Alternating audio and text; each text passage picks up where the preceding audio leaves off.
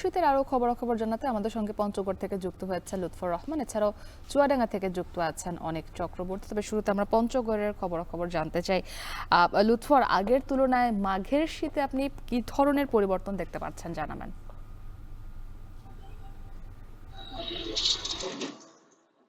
মুক্তি শুরুতেই আজকের যে সর্বনিম্ন তাপমাত্রা সেটি জানিয়ে দেয়। আজ সকালে পঞ্চগড়ের যে সর্বনিম্ন তাপমাত্রা সেটি মাপা হয়েছে 12.6 ডিগ্রি সেলসিয়াস। গতকাল পঞ্চগড়ের যে সর্বনিম্ন তাপমাত্রা রেকর্ড করা হয়েছিল 9.8 ডিগ্রি সেলসিয়াস। এটি কিন্তু দেশের সর্বনিম্ন তাপমাত্রা ছিল। গতকালের তুলনায় আজ কিন্তু তাপমাত্রা খানিক বেড়েছে এবং শীতের যদি পৌষের সাথে যদি মাঘের শীতের আমরা তুলনা করি, তবে একটি ব্যতিক্রম চিত্র আমরা এবার দেখেছি। এবার বেশিরভাগ সময় পৌষের যে শীত ছিল সেটি কিন্তু দিনের বেলাতে সূর্যের দেখা মিলেছে এবং বিকেল গড়াইতে কিন্তু তাপমাত্রা কমতে থাকে এবং রাত থেকে সকাল পর্যন্ত আমরা দেখেছি যে কুয়াশা এবং উত্তরে ঠান্ডা বাতাস ছিল এবং এই সময়টিতে শীতের তীব্রতা ছিল এবং মাঘের শুরু থেকে কিন্তু কুয়াশা এবং উত্তরে ঠান্ডা বাতাস থেকে শুরু করে শীতের তীব্রতা অনেকাংশেই বেড়ে গেছে। আমরা দেখছি দিনে অল্প সময়ের জন্য সূর্যের দেখা মিললেও কিন্তু কাঙ্ক্ষিত যে উত্তাপ সেটি কিন্তু মিলছে না এবং কনকনে এবং হাড় কাঁপা শীত অনুভূত হচ্ছে এবং এই শীতের তীব্রতা বাড়ায় পঞ্চগড়ে যারা খেটে খাওয়া নিম্ন আয়ের মানুষ রয়েছে তারা দুর্ভোগে পড়েছেন। বিশেষ করে দৈনিক আয় নির্ভর মানুষ যারা মজুর ভিত্তি করে জীবিকা নির্বাহ করে থাকেন তারা বিপাকে পড়েছেন। বেশিরভাগ শ্রমিক কিন্তু এই সময় বেকার হয়ে পড়েন। বিশেষ করে পঞ্চগড়ের নদীর বালি এবং পাথর শ্রমিক যারা রয়েছেন, যারা করতোয়া, মহানন্দা, চাওয়াই সহ বিভিন্ন নদী থেকে বালি পাথর উত্তোলন করে জীবিকা নির্বাহ করে থাকেন, এই শ্রেণীর শ্রমিকরা কিন্তু খুব কষ্ট পড়েছেন। তারা কিন্তু এই কনকনে শীতের মধ্যে নদীতে নেমে বালি এবং পাথর উত্তোলন করতে পারছে না। আমি সকাল থেকে দেখি নদীর পাড়গুলোতে দেখেছি দু একজন শ্রমিক এসে অপেক্ষা করছেন কখন সূর্যের দেখা মিলবে, তারপরে তারা নদীতে নেমে বালি পাথর সংগ্রহ করবে, জীবিকা নির্বাহ করবেন। তো শ্রমিকদের সাথে আমরা কথা বলেছি, তারা আমাদেরকে জানিয়েছেন যে এ পঞ্চগড়ে অন্যান্য প্রাকৃতিক দুর্যোগের প্রভাব না থাকলেও এই শীত তাদের জন্য দুর্ভোগ এবং দুর্যোগ মনে করছেন তারা। এই কারণে তারা কিন্তু পঞ্চগড়কে শীত দুর্যোগ এলাকা ঘোষণা করে এই শ্রমজীবী মানুষের জন্য বিশেষ সহায়তা দেবার জন্য সরকারের প্রতি আবেদন জানিয়েছেন।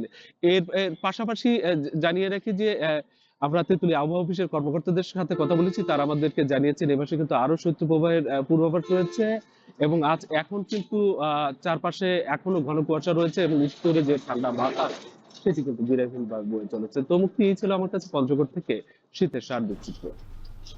পঞ্চগড় থেকে এবার আমরা চুয়াডাঙ্গার খবরাখবর জানবো। অনেক চুয়াডাঙ্গা আজকের তাপমাত্রা কত ডিগ্রি রেকর্ড করা হয়েছে জানাবেন। সেখানে এই মুহূর্তে মাঘের যে শীতের তীব্রতা সেটা আসলে কতটুকু অনুভূত হচ্ছে?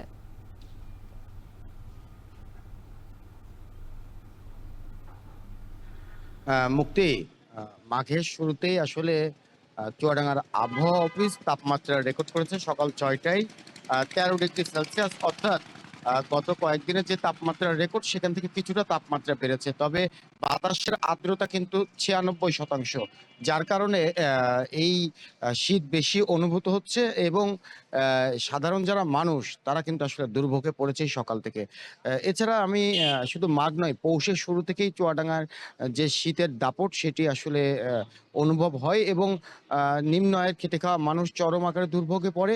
শুধু এবছরই নয় মুক্তি, প্রতি বছরই চুয়াডাঙ্গায় আসলে শীতের প্রকোপ দেখা দেয় এবং এই শীতে যেটি সবথেকে বেশি লক্ষ্য করা যায় যে খেটে খাওয়া মানুষ, নিম্ন আয়ের মানুষ, শ্রমজীবী মানুষ দুর্ভোগে পড়ে। আমি দেখেছি যে আজ সকাল থেকেই যারা নিম্ন আয়ের খেটে খাওয়া মানুষ, শ্রমিক, তারা সড়কের পাশে যারা কাজের সন্ধানে আসলে বের হয়, তারা কিন্তু আসলে এখনো পর্যন্ত কাজ না পেয়ে দাঁড়িয়ে আছে। বেলা বাড়লে আসলে এই কাজ না পেয়ে তারা বাসায় ফিরে যাবে।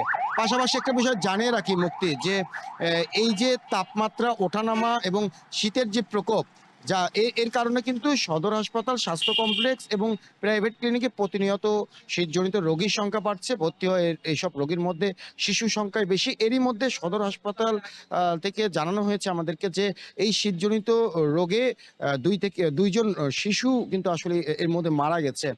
সব থেকে বড় একটা বিষয় সেটি হচ্ছে আমাদের জেলা প্রশাসন এবং বিভিন্ন উপজেলা উপজেলা যে প্রশাসন যারা আছে তাদের পক্ষ থেকে কিন্তু শীতার্তদের মাঝে শীতবস্ত্র বিতরণ করা হয়েছে। তবে সেই শীতবস্ত্র কিন্তু প্রয়োজনের তুলনায় খুব একটা পর্যাপ্ত না।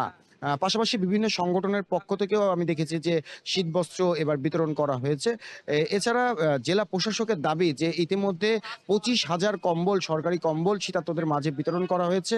এরই মাঝে চাহিদাপত্র পাঠানো হয়েছে। সেই চাহিদাপত্র দীর্ঘদিন পাঠানো হলেও এখন পর্যন্ত কিন্তু সেই শীতবস্ত্র আসলে জেলা প্রশাসনের হাতে এখন পর্যন্ত পৌঁছায়নি। চুয়াডাঙ্গার আবহাওয়া অফিস বলছে যে এই যে সামনের যে শীত, এই শীত কিন্তু আরো ভয়াবহ হয়ে উঠবে। অর্থাৎ তাপমাত্রা আরো নিচে নেমে যাবে, শীতের প্রকোপ আরো বাড়বে চুয়াডাঙ্গায়। তো শীত পরিস্থিতি নিয়ে মুক্তি, আমার কাছে চুয়াডাঙ্গা থেকে এই ছিল সবশেষ।